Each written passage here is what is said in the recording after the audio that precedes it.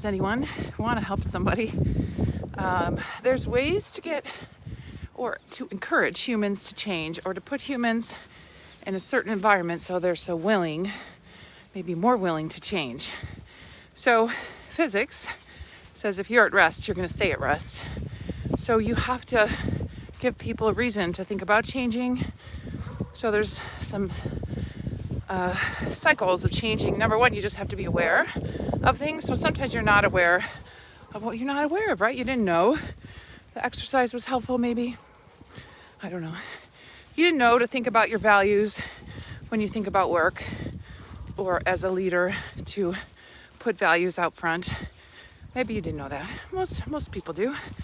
When you, as leaders, most leaders are there. They know to lead with values. Because when we do as humans, when we follow values, it also grabs our emotions. So we're more willing, if we agree with the values, to follow that and work hard and move toward those values. So I'm giving a lecture today to my fellows, the Mellon Center, the awesome people that they are. And we're going to talk about wellness and how to encourage our patients to, number one, know why it's important for anybody living with a disease, especially multiple sclerosis. And secondly, as a provider, as a doc, this lecture is for docs, how do we put people in the right space to encourage them to change? Well, one thing that really matters is our relationship with that patient, of course, right? So same thing with the client. As a coach, our relationship matters. Do they trust us? Do they think we really care? Do we care? What are our emotions like? How are we entering the room with what emotions? If we lead with negative, what's wrong? How are you feeling? What's wrong? As opposed to what's right? What's working well? We tend to say, what are the latest symptoms? So maybe more negative things that are bothering them. Maybe we should flip that on its head, right? Say, what's been working well the last few months? Same thing with coaches. We want folks to dream a whole new level of possibilities, right? So we don't want them only to deal with reality, because that's the reality today, but there could be new possibilities for their tomorrows. And the way to get the brain, the neural networks, in an envisioning, a creative state is to help them dream and see new possibilities. But the only way folks get there, more willingly especially, is if they are in a good place. So relationship matters. They have to feel that you care and that you're really there to help them. Compassion matters, that you empathize with what they're going through, right? And then values. So certain things are very, very important to people. And as a coach, we want to figure those out, right?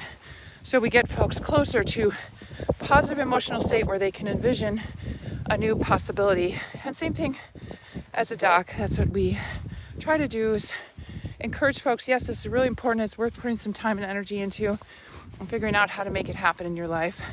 Even if you live with a chronic disease, there's ways to insert maybe even small bits of wellness throughout the day. And it can look different. Sometimes people say, well, I'm not an exerciser. I don't do spin. I don't do yoga. So I'm not an exerciser. So, okay, well, do you move? So you have to kind of reframe things.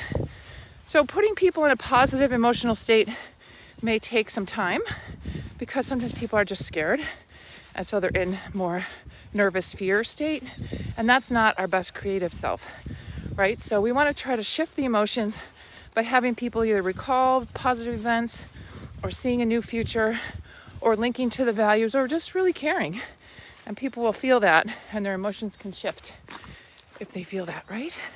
So there's some ways that we as coaches can help folks get into a more positive emotional state, which will help them envision and be more creative. I'm also doing a podcast today with some IT professionals to help them talk about work productivity. And that's one of their concerns. They get very burned out. They get very focused on tasks. It's hard to build a team, especially working remotely. Hard to build and maintain a team. And so, how do you, number one, get any kind of emotional intelligence when your work is very task-oriented and very technical?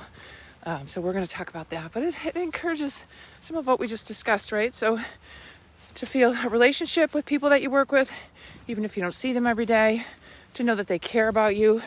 Even small things mean a lot, right? Why don't you type in some small things that you would love one of your coworkers to do or that you've done recently and it meant a lot to you. I just remember when one of my parents was really sick, someone reached out to me, someone I didn't see a lot but I worked with at one time. I was so thoughtful, very, very thoughtful. And it meant a lot to me because I wasn't thinking about them, but they were thinking about me, and that meant the world, right? So there are things we can do to encourage change and to get the neural networks of the brain into a more creative space by enhancing our parasympathetic. So one thing, if you're stuck and you're just not feeling creative, get out in nature, because there's so many senses that are kind of turned on, but you're not supposed to be listening to music the whole time. Just kind of take in all the senses. It will change your neural networks into a more relaxed, creative state. I mean, there are times we really have to focus at work, and that's true. But sometimes you have to get out and just relax and look around, because that'll help kind of shift your brain into creative space. And don't always have screens and music. Let your brain go a little bit when you're outside. I'll turn this off in a minute, I promise. Okay, so coaches, in order to enhance change, you need to enhance the positive emotional state of your coachee. And there's a few ways to do that. If you want to work together, I'm glad to help you to improve your impact. Just be your guide with your coachees, because I know there's sometimes it's hard to shift people out of that really fear state, that non-creative state.